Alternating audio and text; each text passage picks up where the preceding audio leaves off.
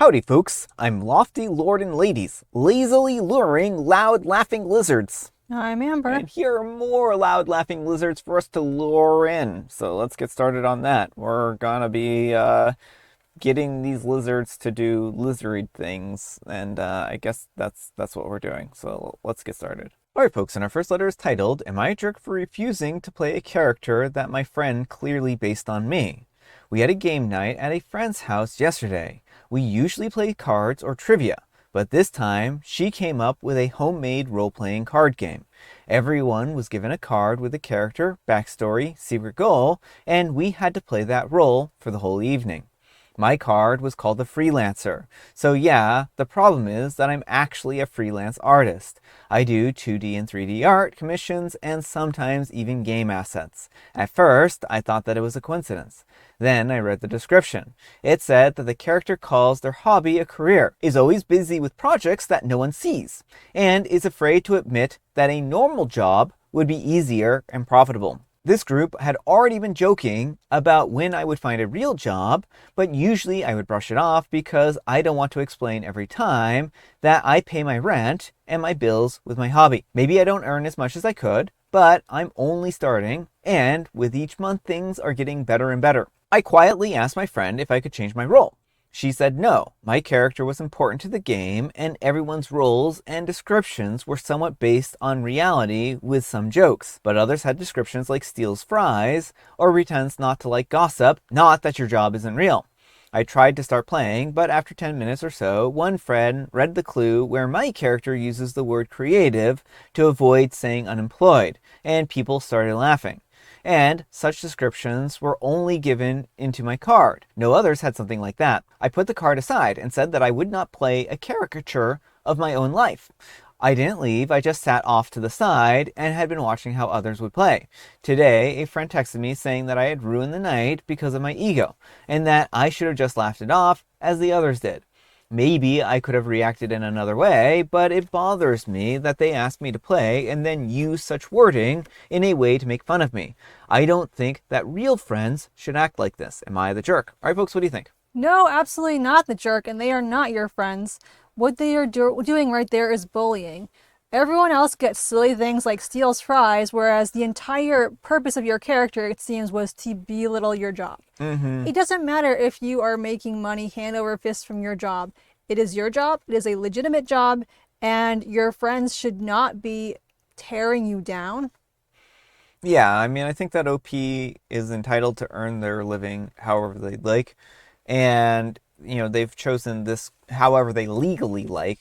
And OP has chosen this particular profession, and I think that they, are bold for doing so, right? Like, it can be really hard to take something that you love and actually turn it into a career, and OP is trying to do that.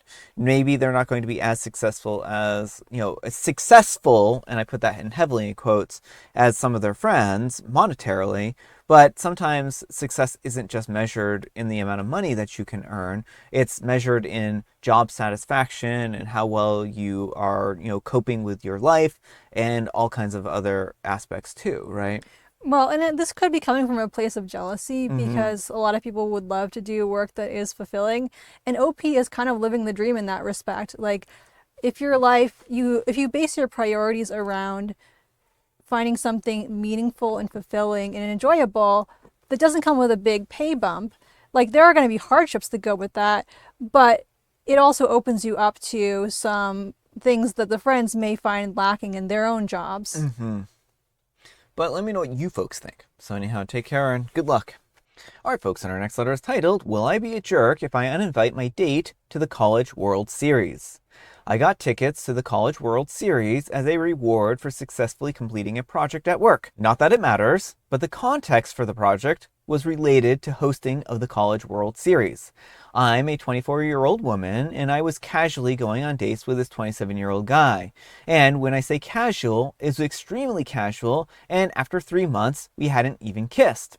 Well, we called it off and ended things earlier this week. The conversations were never great, but the frequency had almost stopped entirely over the last 2 weeks or so, so we ended things amicably this week. For the sake of full transparency, he's also technically a coworker. He's not my direct report, but we work out of the same branch. Well, several weeks ago at work, I was told that I was getting these tickets and asked this guy to go on a date for this baseball game. Today, he messaged me and said, "Hey, I just remembered we have 2 tickets to the College World Series." I was assuming that we weren't going to be going together anymore because we aren't dating. A little bit of extra context. We went to a softball game a few weeks back and I had an awful time. Sports are very much not my thing. This was another thing that I got through work. And I think he said one sentence to me while the game was happening. So my opinion is that if I'm going to go to a sporting event that I'm not really interested in, I would at least like to go with someone that I'll actually have a good time with. I think that he may be having regrets about us breaking up because less than an hour after we broke up, he started trying to dirty text me. And I put a stop to that pretty quickly because it was very much too little too late. So I'm not sure if I'm just being petty over him suddenly acting more interested or if I'm justified in revoking the offer. So Reddit, am I the jerk here? All right, folks, what do you think? No, not the jerk. I mean, you broke up. Those were your tickets to begin with. The way he's like, so I remembered that we have these tickets. He doesn't have any tickets. You made an offer under the presumption that you would still be together at the time. Yeah. You're not still together, so all of that is out the window. Yeah, I mean, if you planned a vacation with your husband and then you get a divorce between now and when you had planned for the vacation to happen, your ex-husband isn't going to call you up and be like, "We still going on that vacation together? Like, I would love for us to go." No, I mean, at that point in time, things are over. There shouldn't be that expectation that you're going to be continuing to do this thing, the plans that you had before you were broken up, right? So if you make a plans as a couple to do something and you're no longer a couple, I believe the general etiquette is that those plans are now considered dissolved. Now, if he wanted his own ticket to go and said, "Hey, can I compensate you to and buy the tickets off of you," or something like that, that might have been a different situation, right? And OP might be right. Like, maybe he is regretting this breakup, but that's not on OP at this point in time, right? I think that OP is entitled to go to this event with someone they want to, or maybe if they really are just not interested in going, they could give the tickets away to somebody else, right? But let me know what you folks think. So anyhow, take care and good luck. And Miss Hinney says, "It's really presumptuous and a little absurd for him to assume that you're still taking him and saying that we have tickets. No, you have tickets and he was your date when you were dating. You should respond, 'No, I have 2 tickets and we aren't dating anymore, so it would be inappropriate and misleading for me to take you as my date.'" And OP replies, "Oh, okay, thank you. That was my thought. I literally told my sister that the audacity is astounding. When I read it, I also thought that no, we don't have anything. I have tickets to the baseball game because I came up with the safety precautions and I climbed 130-foot ladders and worked my butt off for weeks to make sure that our company got this job done safely and on time, and we successfully completed this job without any incidents. Which is very notable feat because the electrical work that we do every day, but the physical landscape of the job was completely new to us. The few other employees on this project also got tickets as a reward, so not just me. This was literally the only project that I have ever cried over at work. I felt so in over my head in the beginning. So to say that I worked my butt off on this project would be an understatement. I think that it's part of why I feel that he seems so entitled for assuming that. I wasn't just given these tickets because of my job title. I earned them. And like I said, I want to enjoy my experience even if I'm not a baseball fan. I mean, I think those are all good reasons for OP not to invite this guy along. All right, folks, and our next letter is titled, "Am I a jerk for clawing my husband?" Am I the jerk for clawing my husband after he wouldn't stop tickling me? For some better context, my entire life I have hated being tickled. I can't imagine anyone even likes it at all. My husband and I will have been together for 8 years and a few months. He knows our entire relationship that I absolutely hate being tickled. But today, while I was messing around with the kids, my husband went from tickling our son to tickling me. Even when I shook my head no, he kept going. Even going as far to grab my hand to stop me from stopping him. The biggest problem when being tickled is that I, for whatever reason, lose my ability to speak. I literally can only laugh. This also is something that my husband knows. I tried grabbing his hand to get him to stop. Unable to say words, he kept going. So naturally, using my hand that he was holding, I clawed him up, enough that it ripped up his skin a bit, and it was bleeding a small amount. He immediately got upset and said that he was just joking. I asked him how I was supposed to make him stop when he knows that I can't talk because he was tickling me. He didn't have an answer for that, and he just walked away. I don't feel bad for what I did to him, which probably makes me the jerk here, but I hate being tickled, and I didn't know how else to stop him. But what do you think, Reddit? Am I the jerk for clawing my husband? All right, folks, what do you think? No, absolutely not the jerk. He knew that you did not like this. And he put you in a situation where you were physically incapable of saying no, but your body language very clearly said no. Yeah. Pushing people away, like, that's a no. It doesn't matter if someone is not verbally saying no. And the fact that he, like, pinned your hands to keep tickling you, Yeah. that is despicable. Well, yeah. I mean, there's certainly a difference between play and like what he's doing here. He knows that she doesn't like this, and this is something that she has made it absolutely abundantly clear that she does not consent to.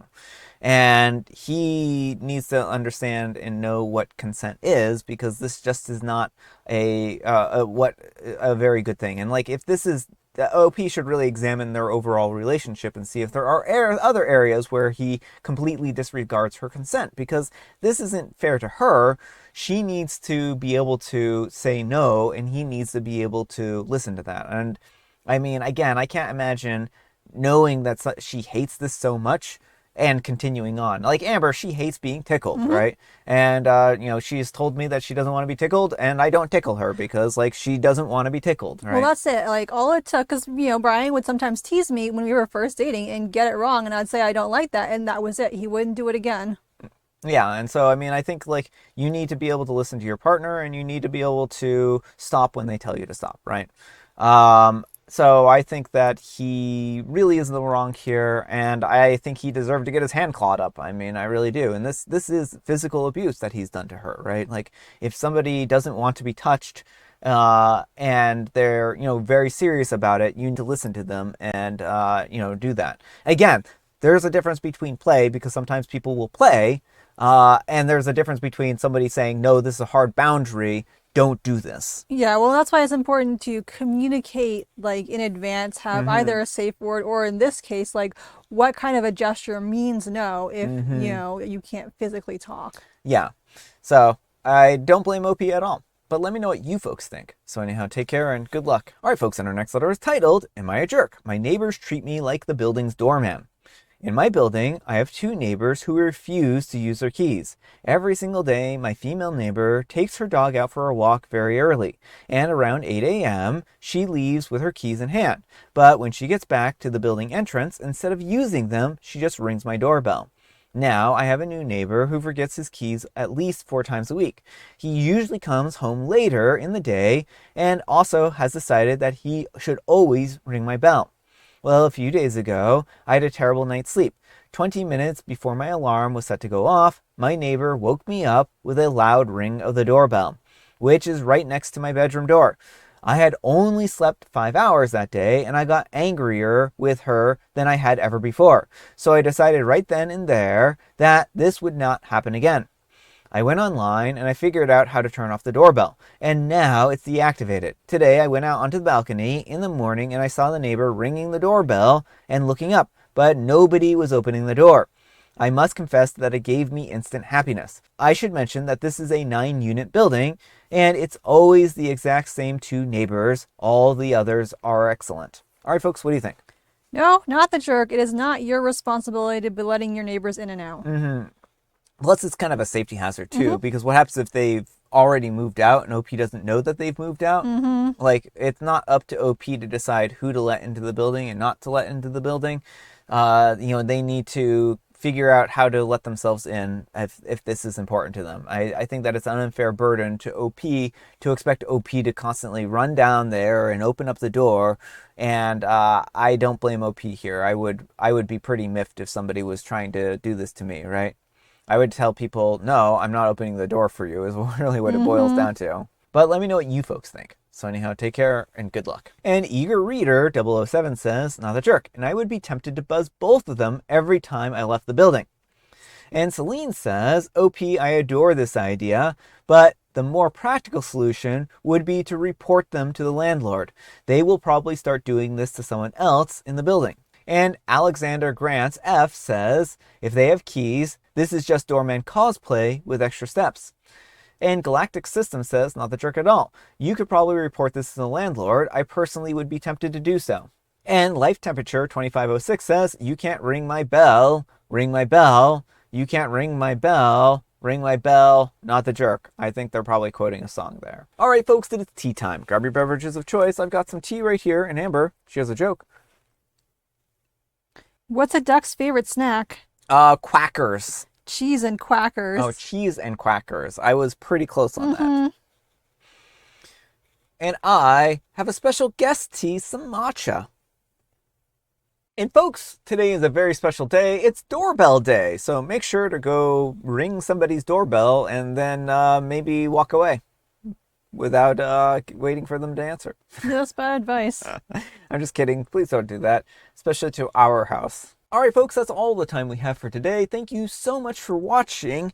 Happy, terrific Tuesday, spelled TWO. Amber, we need some kind of moral advice and or guidance, and please have it on date breakup etiquette. Once you're broken up, you can't assume that you're still going to the events you planned previously. Or any other dates that you had planned in the future. But thanks so much for watching, and we'll see you all tomorrow. Bye.